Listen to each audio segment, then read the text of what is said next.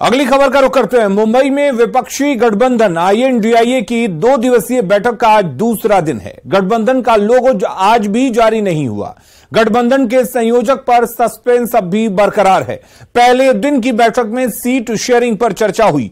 INDIA गठबंधन की बैठक में 28 पार्टियों के 62 नेता शामिल हुए हैं। बैठक में सोनिया गांधी, राहुल गांधी, बिहार के सीएम नीतीश कुमार, आरजेडी अध्यक्ष लालू प्रसाद और तेजस्वी यादव सहित 28 पार्टियों के 60 से ज्यादा नेता शामिल हुए हैं। माना जा रहा है कि बैठक में गठबंधन के संयोजक पर भी चर्चा हो सकती है। आपको बता दें कि फिलहाल गठबंधन के 6 से ज्यादा नेता पीएम पद की रेस में हैं और उनकी पार्टियां पीएम पद पर दावा ठोक रही हैं। वहीं संयोजक पद पर जारी विवाद के बीच बैठक में 11 सदस्यों वाली कोऑर्डिनेशन कमेटी के गठन का ऐलान हो सकता है।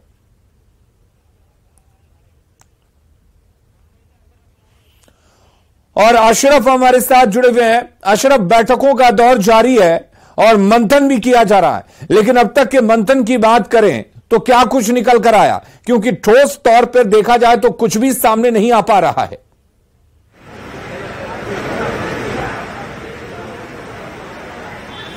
देखिए अलीम, अभी थोड़ा और इंतजार करना पड़ेगा। जब औपचारिक रूप से बैठक में क्या तय हुआ इसका फैसला किया जाएगा। दोपहर लंच तक ये बैठक चलेगी यहाँ पर और उसके बाद फिर औपचारिक रूप से गठबंधन की 2 दिन की बैठक में मंथन में क्या हुआ उसके बारे में यहाँ पत्रकार वार्ता के जरिए जानकारी दी जाएगी। लेकिन जो चीजें साफ हो रही है, जिन नेताओं से हमारी बात हो रही है, वो साफ कह रहे हैं कि कोऑर्डिनेशन कमेटी के लिए कल राष्ट्रीय स्तर पर नाम हर दल से मांगे गए और फिर एक स्टेट के लेवल पे बनाई जाएगी। समन्वयक कौन होगा उस पर भी फैसला किया जाएगा। सीट शेयरिंग का क्या फॉर्मूला रहेगा, कब तक होगा, इस पर भी बात की जाएगी। प्रवक्ताओं की नियुक्ति पर बात की जाएगी। कॉमन मिनिमम प्रोग्राम वो एक बनाया जाएगा, क्योंकि इस घटक में सभी जो दल हैं उनकी विचारधारा अलग है। उस विचारधारा को साथ रखते हुए और एक एजेंडे पे चलना है, तो उसके लिए कॉमन मिनिमम प्रोग्राम क्या होगा, कैसा होगा, उस पर भी आज की बैठक में फैसला कर लिया जाएगा।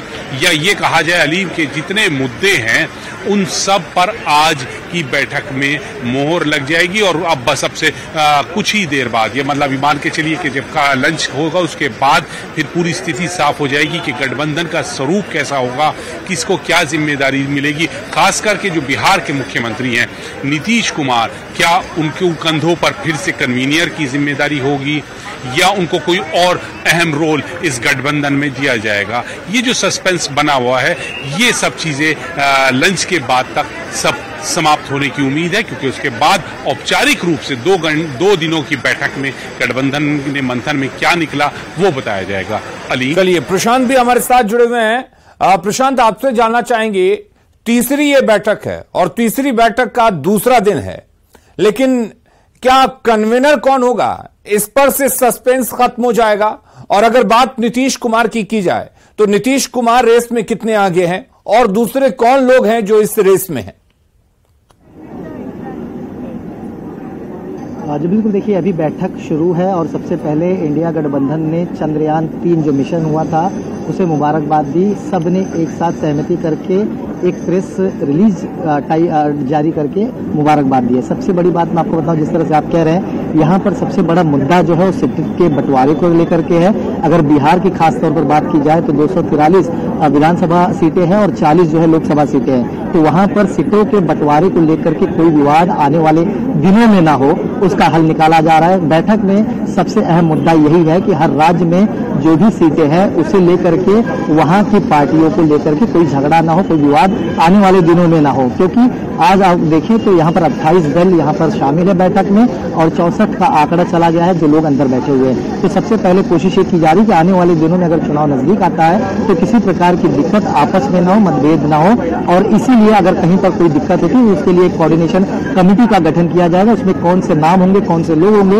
उस पर भी चर्चा चल रही है। लेकिन आपको बता दें कि संयोजक को लेकर के चर्चा आने वाले कुछ समय में होगा, क्योंकि अभी फिलहाल प्राथमिकता सीटों के बंटवारे को दिया जा रहा है और कोऑर्डिनेशन कमेटी को दिया जा रहा है। क्योंकि आने वाले दिनों में इस प्रकार की दिक्कत ना हो। संयोजक को लेकर के नीतीश कुमार के साथ साथ मैं आपको बता दूं कि और कई ऐसे नाम हैं जो रेस में पहले से थे, लेकिन नीतीश कुमार की तरफ से यह स्पष्ट किया गया था कि उनके नाम को रिकमेंड ना किया जाए। बहरहाल अब देखा जाएगा कि जब यहाँ पर एक साथ एक बैनर के नीचे इतने बड़े चेहरे, जहाँ पर सोनिया गांधी है, राहुल गांधी है, भगवान सिंह मान है, केजरीवाल है, ममता बनर्जी है, तो देखना ये होगा कि सभी की सहमति, शरद पवार जी है, उद्धव ठाकरे जी है, तो सभी की सहमति कहाँ पर जाकर एकजुट होती है। अब बैठक का सिलसिला आगे बढ़ रहा है धीरे धीरे, लेकिन इस बैठक में जिस तरह से पहले बातें हो रही थी कि एक लोगो जो है इशू किया जाएगा, उसे नकार दिया गया है। एक पीएम चेहरे को जो है डिस्कशन में पहले लाया जाएगा, उसे नकार दिया गया। अब कोशिश पहले ये की जा रही है कि बेस जो है उसे मजबूत बनाया जाए, क्योंकि इतनी बड़ी संख्या में लोग साथ आ रहे हैं। आने वाले दिनों में आपसी मतभेद ना हो, सीटों के बंटवारे को लेकर कोई विवाद ना हो, इसलिए कमेटी का गठन किया जा रहा है। नामों पर चर्चा की जा रही है। कुछ समय बाद आगे और भी जो विषय है, जिस तरह से इनका आईटी सेल काम करेगा। देखिए यहाँ पर एक महत्वपूर्ण जानकारी आई है कि यहाँ पर आगे ये भी चर्चा होगी कि अलग अलग राज्यों में अलग अलग भाषाओं का इस्तेमाल होता है। जैसे महाराष्ट्र में मराठी, बंगाल में बंगाली भाषा इस्तेमाल होता है, तो वहाँ पर जो आईटी सेल होगा वो इंडिया गठबंधन को लेकर के उनके राष्ट्रीय भाषा में प्रचार प्रसार करेंगे, ताकि जनता तक अच्छी तरह से मैसेज पहुंच सके। यानी कुल मिलाकर देखा जाए अब बैठक का सिलसिला आगे है।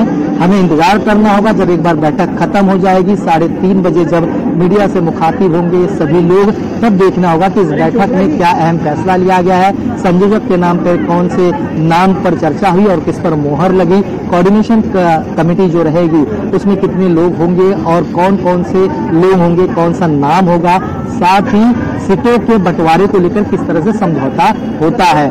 क्योंकि जब दूसरी बैठक बेंगलुरु में हुई थी तो उसके बाद से हमने देखा कि कहीं ना कहीं मनमुटाव आम आदमी पार्टी और कांग्रेस में बढ़ गए थे, ममता बनर्जी की पार्टी में और कांग्रेस में बढ़ गए थे, पंजाब में जो है चीजें बढ़ रही थी। और दूसरी तरफ मैं आपको थोड़ा सा लेकर के जाऊं तो यूपी की अगर बात की जाए तो उत्तर प्रदेश जो है 80 सीटों का लोकसभा क्षेत्र है, वहां पर ममता बनर्जी की मायावती जो है खुद से जो है चुनाव लड़ने की बात यानी कि और यही वजह है कि ये सारी चीजें तय करने में वक्त भी लग रहा है। अशरफ भी हमारे साथ जुड़े हुए हैं। अशरफ, आपसे हम जानना चाहेंगे कि जिस तरीके की बात आ रही है कोऑर्डिनेशन कमेटी बनाने की और कन्वेनर की बात भी आ रही है, तो एक बात पर से हम संशय हटाना चाहेंगे कि संयोजक क्या एक ही होगा और क्या एक संयोजक बने, इसीलिए कोऑर्डिनेशन कमेटी के गठन की बात कही जा रही है?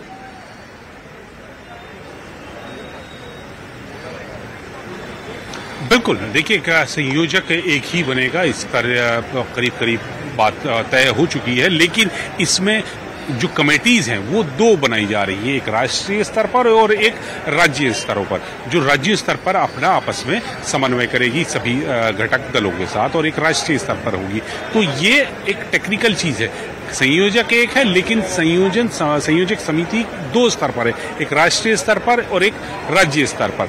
तो यहाँ पर सभी के जो कंसर्न हैं, सभी के जो मुद्दे हैं, उनको हल करने का प्रयास किया गया कि सबको समायोजित किया जाए, कोई छूट ना जाए, पद के चक्कर में कि आपस में न लड़े। तो ये जो विवाद है उसको पर एक विराम लगाने का की कवायद है और उसी के फैसला अब से कुछ देर में हो जाएगा और वो सबके सामने होगा कि क्या क्या इस बैठक में तय हुआ है। सीट शेयरिंग कैसे होगी, कन्वीनियर कौन होगा, संयोजक कौन होगा, प्रवक्ता कौन होंगे, इस पूरे जो INDA गठबंधन है इसका स्ट्रक्चर क्या होगा, तमाम पहलू हैं, उस पर सब पर फैसला आज किया जाएगा। जी, और अच्छा एक और चीज अलीम आपको बता दूं, कुछ दिन पहले ममता बनर्जी थी तो उनसे बात हुई, तो उन्होंने कहा है कि 30 सितंबर से पहले तक ये जो कवायद है सीट शेयरिंग की ये पूरी कर लेनी चाहिए, क्योंकि इसके बाद फिर त्योहारों का सीजन है। तो साफ है कि सब लोग चाहते हैं और यही चाहत जो है कल अरविंद केजरीवाल ने भी कही थी। अरविंद केजरीवाल ने भी कहा था कि देश भर में जल्द से जल्द सीटों का बंटवारा हो, उसका फैसला कर लेना चाहिए। तो इससे साफ है कि एक चीज कि सभी लोग चाहते हैं कि जो सीट बंटवारा है वो जल्द से जल्द हो जाए, जिससे जो घटक दल हैं उनकी स्थिति साफ हो। और एक चीज इसमें ये भी है कि अगर फैसला सब में हो जाता है, एक राय हो जाती है, तो जो घटक दलों का एक उम्मीदवार, संयुक्त उम्मीदवार हो और वो NDA के उम्मीदवार से मिलकर चुनाव लड़े। अली बिल्कुल, प्रशांत भी हमारे साथ जुड़े हैं। प्रशांत, एक चीज हम जानना चाहेंगे, लोगों यहां पर दिया गया है जुड़ेगा भारत तो जीतेगा इंडिया, लेकिन जिस तरीके की बात पश्चिम बंगाल में आ रही थी, ममता बनर्जी ने कह दिया था कि अगर कांग्रेस वाम दलों के साथ जाती है तो टीएमसी का बैठना संभव नहीं होगा, कांग्रेस और आम आदमी पार्टी का साथ बैठना संभव नहीं दिख रहा था। तो क्या इन सबों को जोड़ लिया जाएगा या जोड़ लिया गया है? ऐसी कोई जानकारी मिल पाई है कि सारे मतभेद दूर कर लिए गए?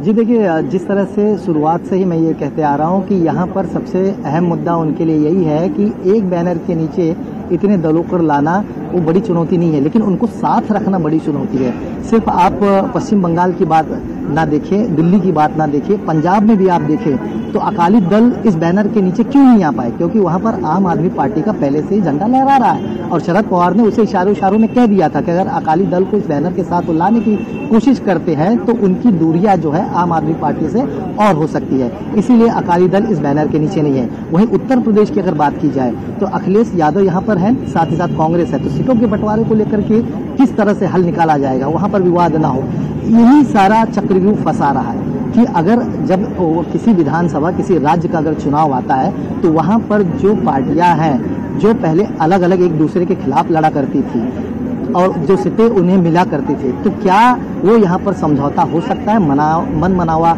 जो वो हो सकता है या नहीं? क्योंकि आने वाले दिनों में सभी के विधानसभा में जब चुनाव आता है तो वहाँ की जो लीडिंग पार्टी है वो सोचती है कि उसका ही झंडा फहराता रहे। जैसे ममता जी की आपने बात किया कि वहाँ पर जिस तरह से विवाद शुरू हो गया था, दिल्ली में जिस तरह से आम आदमी पार्टी और कांग्रेस में विवाद शुरू हो गया था। सबसे बड़ी बात अगर बिहार की ही बात की जाए कि जब बिहार में चुनाव हुआ है तो उसके बाद किस तरह से नीतीश के पाले में जो आंकड़े थे सीटों को लेकर के, क्या उतने रहेंगे या फिर उसमें कितना ऊपर नीचे होगा, इन सारी चीजों को सुधारने के लिए ही यहाँ पर डिस्कशन किया जा रहा है। और जिस राज्य में ऐसी दिक्कत आने की संभावना होगी उसको सुलझाने के लिए कोऑर्डिनेशन कमेटी का गठन इसलिए किया जा रहा है। उस कमेटी में कौन होगा, इन नामों पर चर्चा होगी, राष्ट्रीय स्तर पर प्रतिनिधि कौन होंगे और किस तरह से उन्हें चलिए, यानी कि चर्चा अभी जारी है और जो प्रेस कॉन्फ्रेंस दोपहर बाद होनी है उसमें साफ हो जाएगा। अशरफ, एक चीज और हम जानना चाहेंगे कि ये जो भारत को जोड़ने की बात कह रही है विपक्षी पार्टियां, ये भारत सिर्फ लोकसभा चुनाव के लिए जोड़ रहा है या फिर ये विधानसभा चुनाव में भी जुड़ाव दिखेगा? अगर विधानसभा चुनाव में भी जुड़ाव दिखता है तो क्या यह संभव हो पाएगा कि पश्चिम बंगाल में ममता बनर्जी और वाम दल मिलकर चुनाव लड़ रहे हैं, कांग्रेस मिलकर चुनाव लड़ रहे हैं, तो मुख्यमंत्री कौन होगा? तो सवाल यही है कि ये सिर्फ लोकसभा के लिए जोड़े हैं या फिर विधानसभा चुनाव के लिए भी जुड़ेंगे?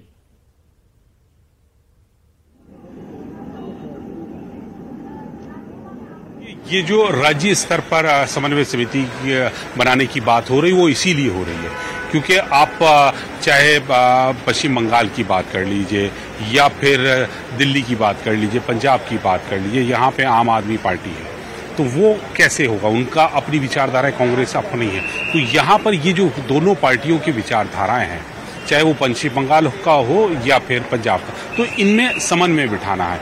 और अगर समन्वय नहीं बैठता है तो ये हमारे सूत्र बता रहे हैं कि ये भी फैसला हुआ है कि अगर ये 1-to-1 नहीं होता कि एक संयुक्त INDA का उम्मीदवार हो और एक NDA का, इन दोनों के बीच में टक्कर हो, अगर ऐसा नहीं हो पाता है तो जो गठबंधन के घटक दल हैं वो फ्रेंडली चुनाव लड़ेंगे, लेकिन फ्रेंडली लगेंगे। ये भी एक बीच का रास्ता निकालने का प्रयास किया जा रहा है। जी अलीम, लेकिन सवाल तो यही है कि राज्य स्तर पर कोऑर्डिनेशन कमेटी बना दी जाए, लेकिन कैसे मिलकर चुनाव लड़ेंगे? क्योंकि वाम दल भी चाहती है कि पश्चिम बंगाल में उसका राज हो, टीएमसी भी चाहती है कि उसकी राज हो। चलिए एक बार आपके पास लौटेंगे, चिराग पासवान कुछ कह रहे हैं, सुन लेते हैं। इस बात को लेकर चर्चा चल रही थी सन 1999 के आसपास से ही लॉ कमीशन के द्वारा यह प्रस्ताव किया गया था कि देश में एक देश है एक चुनाव होना चाहिए और मौजूदा प्रधानमंत्री आदरणीय नरेंद्र मोदी जी और केंद्र की सरकार ने इसको काफी गंभीरता से लिया। कई वेबिनार भी इसको लेकर केंद्र सरकार के द्वारा आयोजित किए गए, कई चर्चाएं इसको लेकर हुई हैं, सदन में भी इसको लेकर पार्लियामेंट्री कमिटीज के भीतर भी इसको लेकर कई राउंड ऑफ डिस्कशंस हुए हैं। और ऐसे में जब इसको अधिकृत तौर पर संभवतः ये जो विशेष सत्र बुलाया गया है, अगर इसको लाया जाता है लोक जनशक्ति पार्टी रामविलास यकीनन पूर्णतः इसका समर्थन करती है। हम लोग चाहते हैं कि वन नेशन वन इलेक्शन को लागू किया जाना चाहिए। यकीनन इसमें कुछ लूप होल्स हैं, कुछ टेक्निकल अड़चने भी होंगी जिसपे सबको चर्चा करने की ज़रूरत है। कई ऐसी परिस्थितियां भी हैं जिसको पहले से ही हम लोगों को रेक्टिफाई करके चलने की ज़रूरत है। मान लीजिए किसी राज्य में अगर कोई विपक्ष अविश्वास प्रस्ताव लाता है तो उस वक्त चलिए एक बार फिर से रुक कर लेते हैं। हमारे दो सहयोगी हमारे साथ जुड़े हुए हैं मुंबई से, और बड़ी खबर आपको हम बता दें कि इस वक्त INDIA की महत्वपूर्ण बैठक चल रही है। लोगो नहीं लॉन्च होगा, यह बात साफ हो चुका है।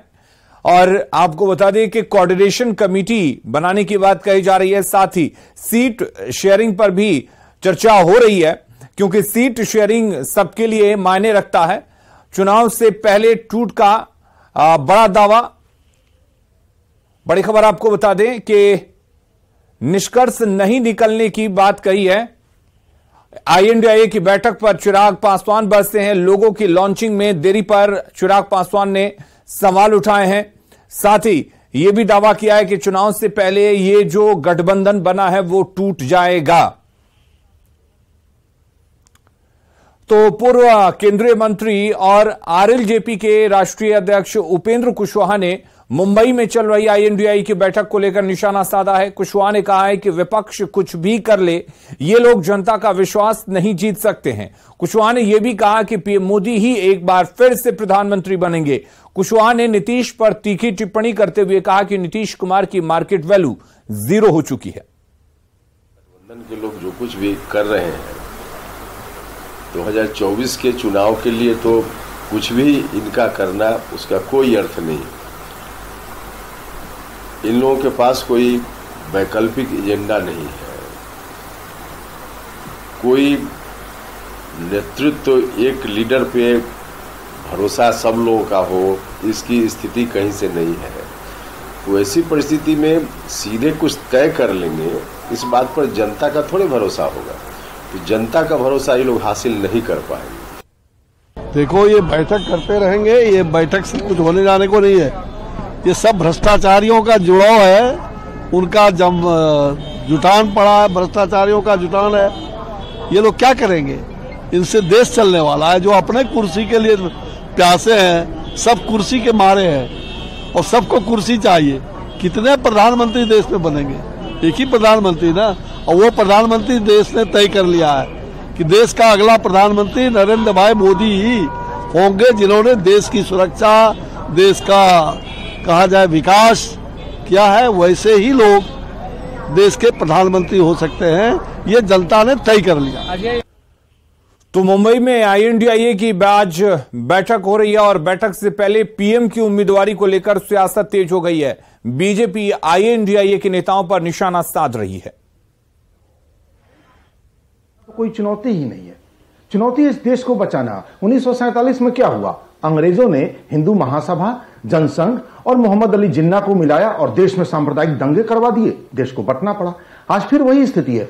चीन और पाकिस्तान ने भाजपा, RSS और OIC को मिलाया है और पूरे देश में लोग दंगे करवाना चाहते हैं। इस देश को बचाना चुनौती है। मोदी जी का विकल्प कोई चुनौती नहीं है। ये सारे लोग कहीं न कहीं देश को तोड़ने और बांटने वाले लोग हैं, देश में अराजकता फैलाने वाले लोग हैं। एक समय था कि कांग्रेस पार्टी 7 सिलेंडर और 12 सिलेंडर पर चुनाव लड़ गई थी। ऐसे ऐसे दलों के लोग हैं। ये सारे लोग देश के विकास पुरुष से सहमे हुए लोग हैं। ये अपने राजनीतिक पारिवारिक बिसात बचाने के लिए इस तरह का बैठक कर रहे हैं। ये बरसाती मेढक है, बरसात खत्म, मेढक अपने अपने तालाबों में। इसलिए ये सारे लोगों से माननीय प्रधानमंत्री नरेंद्र मोदी जी 2024 में प्रचंड बहुमत से इस देश का सेवा पुनः करेंगे। 2024 में भाजपा मुक्त भारत बनाने का जो संकल्प विपक्षी दलों की ओर से लिया गया है, उसका खाका तैयार किया जा रहा है। ये विपक्षी एकजुटता की मुहिम की सफलता है और भाजपा मुक्त भारत बनाने की गारंटी है। जिस तरह से 28 दल मुंबई में शामिल हुए हैं, तो मोदी जी का केंद्र सरकार का विकल्प तो तैयार है जनता के सामने। हम बेरोजगारी के मुद्दे पर, महंगाई के मुद्दे पर, किसानों के मुद्दे पर, नौजवानों के मुद्दे पर बात कर रहे हैं, देश हित की बात कर रहे हैं, लोकतंत्र संविधान बचाने की बात हो रही है। देश की जनता के अंदर उम्मीदों की एक नई किरण जगी है। आने वाले समय में एनडीए की सत्ता में वापसी कभी संभव नहीं और इसी बात से भारतीय जनता पार्टी के लोगों के मन के अंदर बेचैनी है कि अब देश की जनता को मोदी जी का और एनडीए का विकल्प मिलेगा। तो यहां पर बयानों का दौर जारी। हमारे साथ हमारे संवाददाता जुड़े हुए हैं, अशरफ हमारे साथ जुड़े हुए हैं, प्रशांत भी हमारे साथ जुड़े हुए हैं। अशरफ, आपसे यही जानना चाहेंगे कि बीजेपी की तरफ से लगातार यही बात कही जा रही है कि चुनाव से पहले भले ही कोई भी कमेटी बना लें या कुछ भी कर लें, लेकिन चुनाव से पहले मतभेद जरूर होगा इनके बीच, यानी कि गठबंधन टूट जाएगा। लेकिन जो मुहिम चल रही है, क्या आपको लगता है कि वाकई बीजेपी यहां पर गलत साबित होने जा रही है?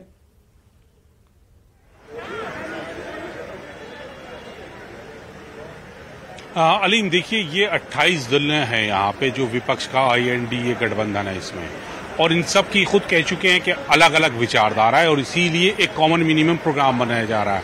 अब ये इसके ऊपर निर्भर करता है कि सब लोग अपने अपने जो इनके स्वार्थ हैं, जो इनके उद्देश्य हैं, उसको थोड़ा सा पीछे रखकर और एक कॉमन मिनिमम प्रोग्राम जो गठबंधन का है उसको लेके आगे चलते हैं तो हाँ, ये जरूर जो सरकार है उसको टक्कर दे पाएंगे। लेकिन अगर इनका जो अहम है, इनके जो उद्देश्य हैं, इनके जो स्वार्थ हैं, वो इन पर हावी रहे तो मुश्किल है कि ये कैसे संभव होगा।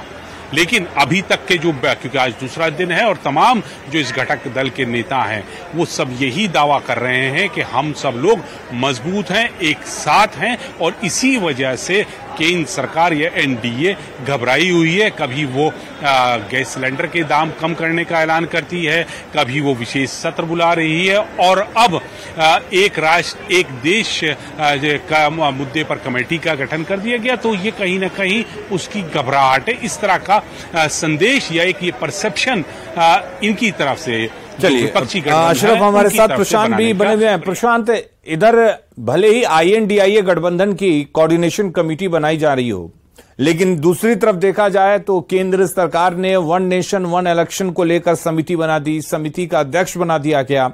तो क्या इसको भी लेकर यहां चर्चा हो सकती है?